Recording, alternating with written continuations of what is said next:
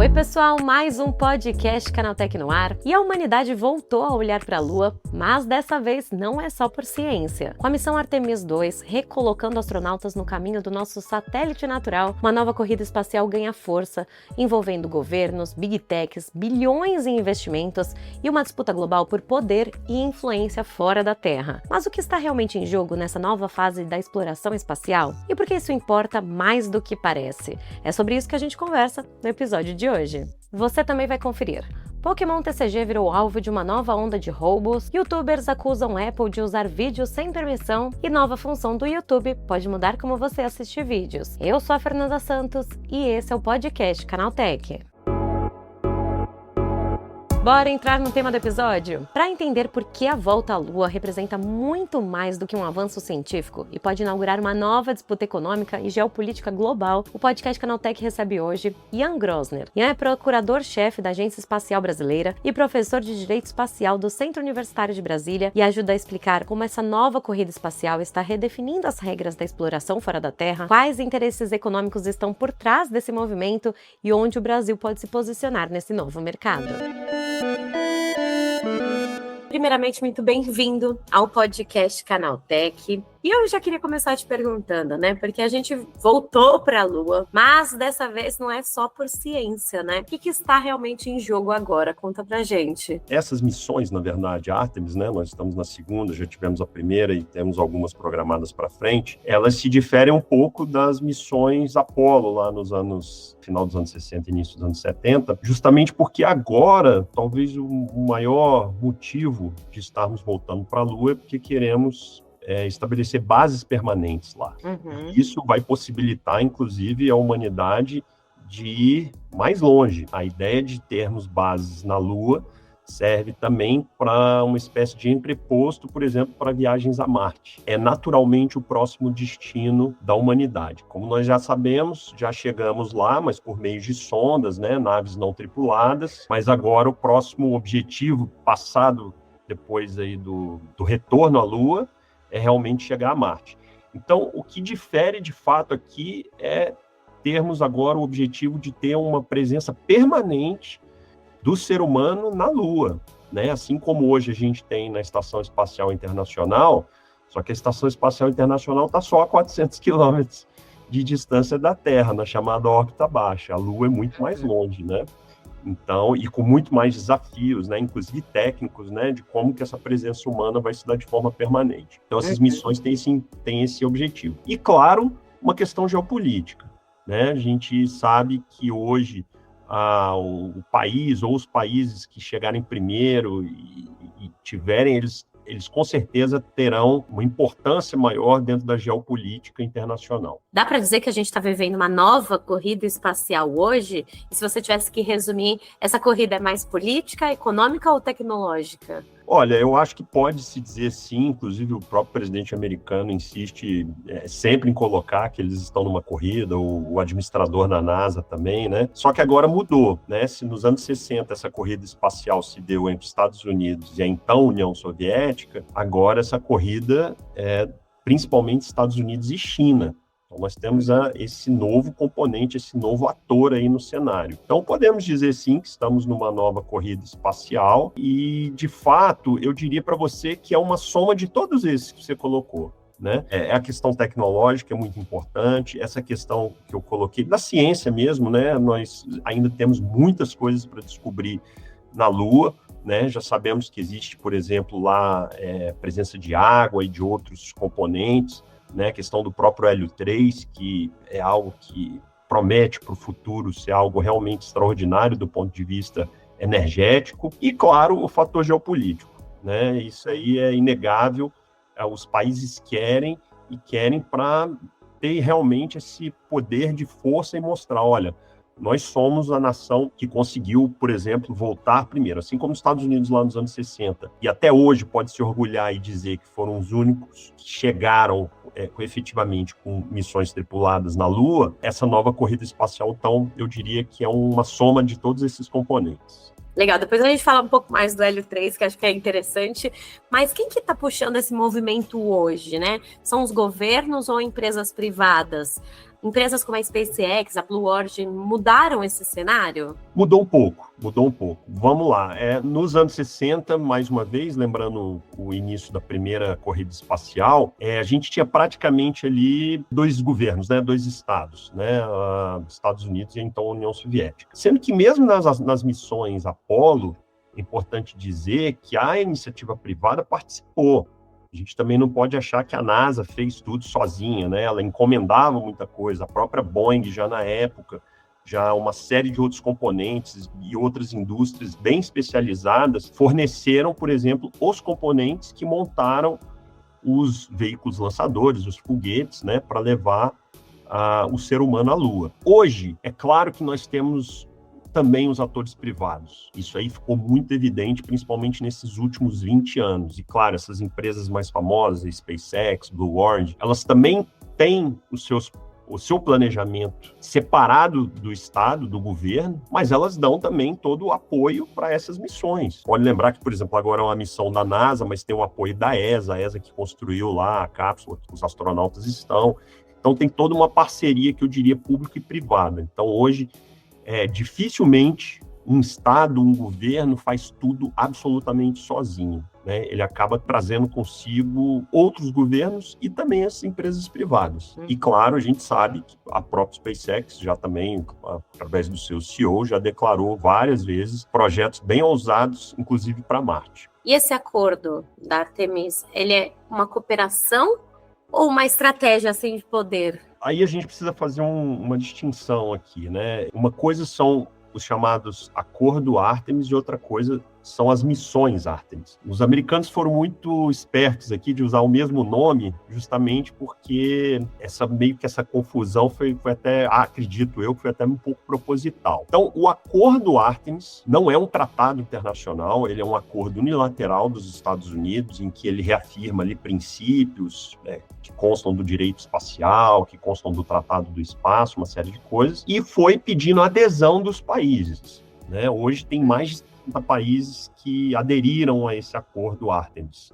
O Brasil foi, inclusive, o primeiro país sul-americano, fez isso lá em 2021. O fato de você participar do acordo, ou de você ter aderido a esse acordo, não significa que você vai participar das missões Artemis. Quais são o que está ocorrendo agora? São exatamente essas missões técnicas em que estão realmente levando o ser humano de volta para a Lua. Então, são duas coisas separadas. E, volto a insistir, o fato dos países terem assinado o acordo não significa necessariamente a participação deles nas missões Artemis, né? Desses mais de 60 países, existem muitos países ali com um grau muito baixo de capacidade na área espacial. Então, a gente não sabe até quando eles vão realmente poder contribuir. Não é o caso do Brasil.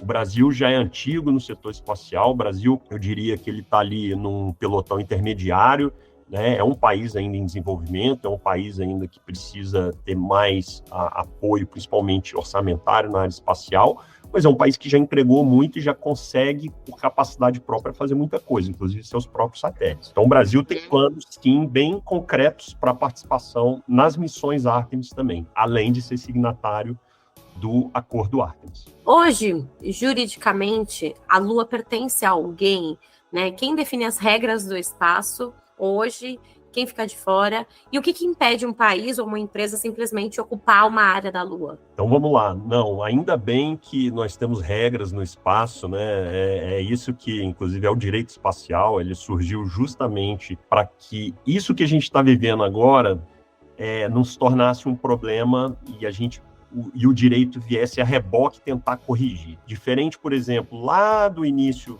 das navegações marítimas, né, em que os europeus vieram para a América e foi uma ocupação sem regra nenhuma, né? Aqui não. Aqui no espaço, logo que se vislumbrou que a gente já tinha condições e mandamos em 1957 o primeiro objeto para o espaço, que foi a Sputnik 1, a gente já sabia que a gente tinha que regular esse setor. né, e tinha que regular isso. Então, foi exatamente quando surgiu o direito espacial e ele trouxe essas principais regras que são válidas até hoje. E mais de 100 países já aderiram ao tratado. Aqui, sim, a gente tem realmente um tratado na área espacial, regulamentado, homologado, ratificado pelos países, né? Então, aqui é realmente um tratado internacional. Então, vamos lá, respondendo sua pergunta. Não, a Lua não pode ser apropriada, nem a Lua, nem nenhum outro corpo celeste. Pela definição do tratado, não pode haver apropriação nem declaração de soberania sobre nenhum corpo celeste, inclusive a Lua, né? Nenhum corpo celeste. Nada fora da Terra você pode se apropriar e dizer que um país é dono ou não. Então vamos lembrar que quando os Estados Unidos chegou lá na Lua e fincou a bandeirinha dele, aquilo dali foi um ato muito mais político, muito mais de, olha, chegamos na Lua, botamos a bandeira, mas nem aquela área da bandeira ele pode dizer que é dele. Não é apropriação, né? A apropriação, não pode dizer, até porque ele assinou, ele é um dos, inclusive, dos mentores do Tratado Espacial, né? Do ponto de vista jurídico, é totalmente vedado. E o outro princípio muito próximo desse é justamente o da livre exploração, ou seja, qualquer país, independente do grau de capacidade técnica, tem direito a explorar o espaço, tem direito a mandar, não precisa de uma autorização de um terceiro país ou mesmo de um órgão internacional. Então, todos são livres para explorar o espaço. É claro que hoje poucos exploram porque poucos detêm a tecnologia para fazê-lo. E você falou ali do Hélio 3, né? Eu queria falar um pouquinho, né, dos recursos e do interesse econômico concreto na Lua, se você puder comentar, né? Por que estão de olho nesse Hélio 3? O que ele muda para a gente aqui? O impacto que pode ter? Algumas questões técnicas, né, que são bem interessantes em relação à Lua. Uma delas é o Hélio 3, a outra é a própria questão da água. A água, vou começar por ela, ela é um bem, obviamente, que a gente sabe, nós seres humanos, né, os seres vivos em geral, necessitam de água para sobreviver. Então, é um recurso muito, muito importante. E esse recurso vai ser fundamental para a presença permanente do ser humano na Lua, porque imagina você se a gente tivesse que ficar levando toda a água da Terra para a Lua, por exemplo, para esses que vão ficar lá permanentemente, né? Então, tem um custo associado a isso. Então, o fato de você ter água na Lua possibilita isso. Outra questão da água é que você pode, a partir da fusão ali, da divisão ali das moléculas, você pode transformar aquilo em hidrogênio, e o hidrogênio pode servir de combustível, que vai, inclusive, não só levar as missões de volta da Lua para a Terra, né, fazer esse vai e vem, mas como também eu expliquei anteriormente, para Marte, né, ou seja, para além, onde a gente vai ter realmente, também se pretende ter a presença humana. Com a questão do Hélio 3, é o seguinte, ainda isso está ainda em fase de estudos científicos, né, mas ele tem um grande potencial de resolver o problema energético, porque ele, a partir de uma pequena porção, uma pequena parte desse Hélio 3, você consegue produzir uma enorme quantidade de energia de forma limpa e de forma segura. Diferente, por exemplo, da fissão nuclear, que tem riscos associados. Então, o Hélio 3, isso como eu falei, é potencialmente, é algo que os cientistas já estudam, os países estão muito de olho nele, principalmente China e Estados Unidos, e sabem que pode resolver um problema energético, não só para a presença na Lua, mas também para a Terra. Porque imagina se a gente consegue, depois de isso muito bem estudado e entendido, conseguir trazer uma parte desse Hélio 3 para a Terra e a gente consumir, por exemplo, ter energia limpa, sem problema nenhum, sem os problemas que todas as outras hoje nós temos, né? Seja com o petróleo, seja com a própria energia hidráulica, que, né, tem um custo ambiental também para a produção, termoelétricas, as usinas atômicas, enfim, você teria esse grande ganho. Então, isso são elementos que os países, quando pensam, vou para a Lua e vou explorar, eles pensam nisso. Para você estar lá, tendo essa presença permanente, você vai ter que várias coisas. Uma delas, produzir energia. Outra, ter água para o consumo próprio e também para essas outras questões relacionadas a combustível. E também para ajudar, inclusive, uma coisa que o Brasil se pretende ajudar, que é na plantação de alimentos na Lua. E aí é uma das missões aí que a AEB e a Embrapa estão desenvolvendo, que é o Space Farm. E aí, falando um pouco dessa missão que está acontecendo agora, né? O que eles foram fazer lá, né? E se, por exemplo, se nós já chegamos até a Lua, por que eles não desceram? Qual o objetivo dessa missão deles? Aliás, essa é uma pergunta que todos se fazem, né? Assim, ou seja, se a gente já chegou na Lua, por que parou desde os anos 70, né? Quando Uhum. foi a última missão Apollo. Por que que demorou tanto, Por né? que que demorou tanto e por que que também não continuou? Bom, tem Uhum. algumas explicações. Primeiro, é extremamente caro mesmo. É um investimento assim absurdo em termos de valores, né? Pra você ter uma ideia daquela estrutura toda daquele foguete, vai voltar uma pequena parte só aquela cápsula. O resto tudo se perdeu. Por isso até que a SpaceX está insistindo tanto nos chamados veículos reutilizáveis, que aí com isso você torna mais barato e acessível. Mas voltando ao caso da Lua. Então assim, é muito caro. Tem questões também muito complicadas e complexas em relação à presença humana na Lua. A radiação é uma delas, é algo extremamente complexo. Você controlar a radiação, e a gente sabe que a radiação para o ser humano ela é extremamente prejudicial. Então tem várias questões complexas, não é simplesmente chegar lá e descer. Quando se decidiu, há alguns anos atrás, vamos fazer as missões Ártemis. E Ártemis, lembrando, é a irmã do Apolo, né, na mitologia grega.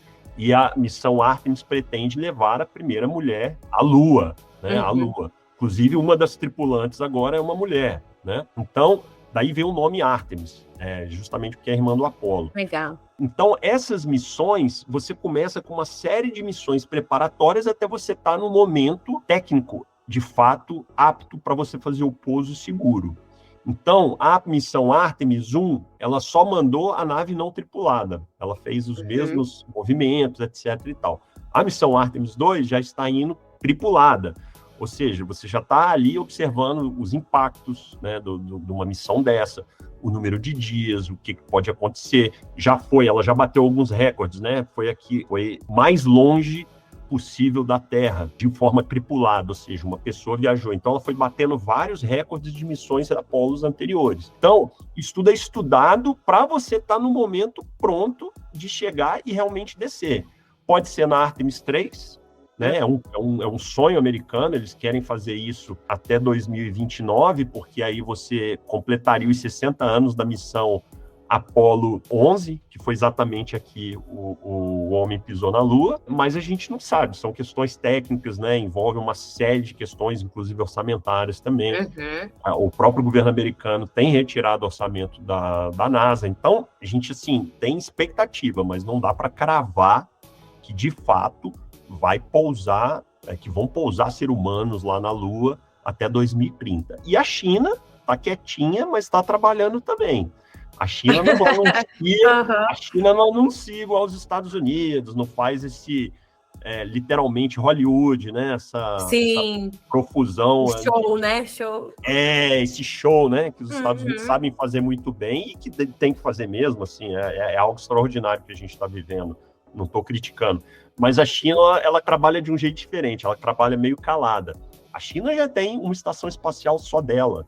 A China já tem várias capacidades e a China talvez não, certamente tem capacidades que nós desconhecemos. Então, assim, pode ser que a China chegue primeiro, né? Então, até brinquei essa semana, quando falaram assim, missão Artemis, acabou, os Estados Unidos ganhou. Eu falei, calma, gente, o jogo só tá no início, os Estados Unidos fez 1-0.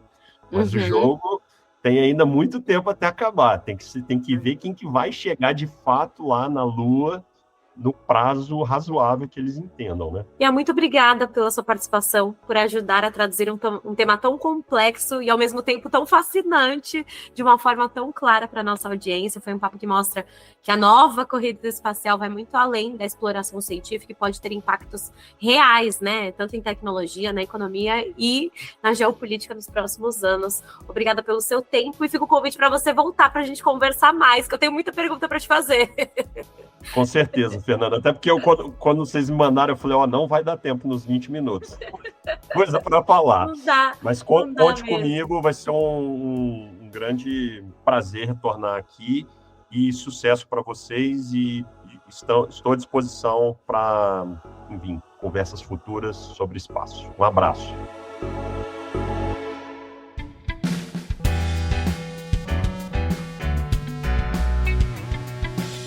E vamos agora para o Giro de Notícias.